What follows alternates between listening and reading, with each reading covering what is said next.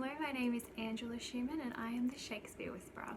Today we're going to be talking about Hamlet, not the play, but the man, and asking what kind of a man is he? You hear different accounts of his character and a lot of people seem to say, oh, Hamlet is the victim of the play, Hamlet is misunderstood, Hamlet is the hero of the play, Hamlet is deep, and they like to relate to Hamlet. They say, yeah, Hamlet questions things, Hamlet sees things more than other people. I myself am like Hamlet. If people think that their character is like Hamlet's, you know what, that's their business, all power to them. But the question that I want to ask today is, what is Hamlet's character? What kind of a person is Hamlet? I find that an easy rule of thumb for determining the moral quality of somebody's character is to make a list of all the people that they've killed, their reasons for doing so, and whether or not they're sorry. It's a pretty good rule for life, in fact, but let's apply it today to Hamlet. So, victims numbers 1 and 2 come in a joint package, and they are our dear friends Rosencrantz and Guildenstern. So, we're probably familiar with the plot of the play. If we're not, all good. I'm sure we'll be inspired to watch it after this.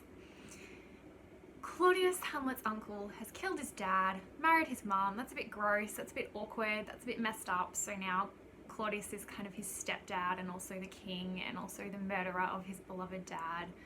Terrible home situation. Wouldn't wish it on anyone. Hamlet has been understandably not too happy about this and kind of causing trouble in the kingdom. So Claudius, stepdad, being the villain that he is, says, Hamlet, I'm going to send you to England on a boat. And he sends Rosencrantz and Guildenstern with Hamlet with a letter to the King of England. What the letter says is, Dear King of England, when my stepson and nephew Hamlet arrives, please kill him. Now Hamlet happens to discover this letter, and he's aware that Rosencrantz and Guildenstern didn't know what was in the letter. They were just servants of Claudius, they were just following along, delivering this random letter.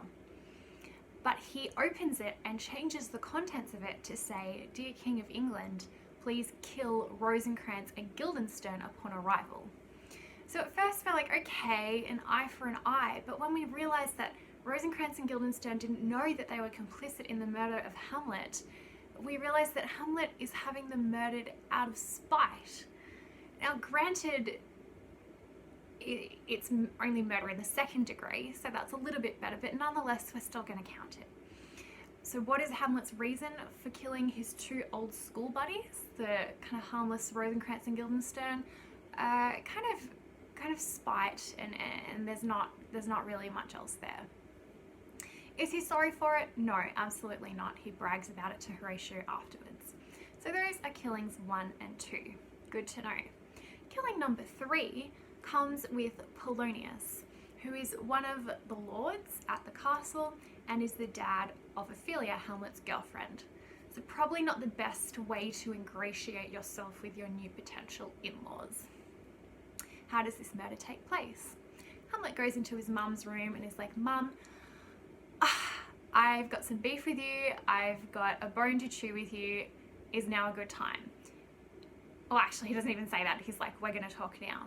And he hears a noise behind a curtain. So he does what any reasonable person would do. He draws his sword and drives it through the curtain, thinking maybe it's Claudius hiding there.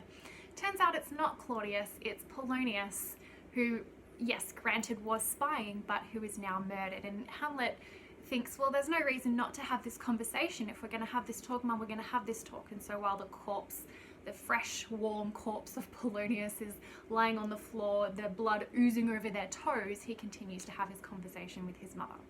So the murder of Polonius is a kind of accident. Does Hamlet take responsibility for it? Well, no. He kind of almost claims a certain victimhood in the whole situation because he didn't intend for it, doesn't say sorry, and ends up killing Laertes, Polonius' son, when Laertes seeks vengeance.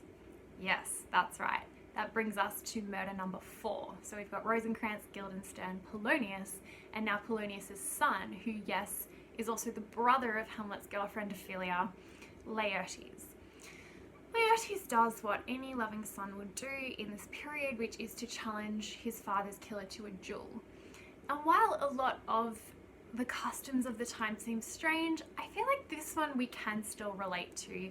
You killed my dad, now I want to kill you. Do we smile upon such vigilante justice? No, we don't, but I think we understand it. So Laertes challenges him to a fight, and in the course of the fight, they kill each other essentially. So that is corpse number 4 at Hamlet's feet, Laertes. Finally, Hamlet's 5th and final corpse. And I mean, it is always good, I think, to keep your corpse count on one hand, if possible, if not single digits at least. So we're up to 5. His final victim is Claudius himself. And this is probably the most understandable of all of Hamlet's victims. He knows that Claudius has killed his father, Claudius has tried to kill him. Claudius by this point has inadvertently killed his mother as well because she drinks a poisoned chalice that was intended for Hamlet. Ugh. When you're in a tragedy, everybody's got to die. It's always going to be a bloodbath. And so he, in a kind of poetic justice, kills Claudius by forcing said poisoned chalice down his throat. Again, I think we can understand this. Doesn't make him a stand-up guy, questionable, but that's probably the most understandable of all of Hamlet's murders. So something to think about.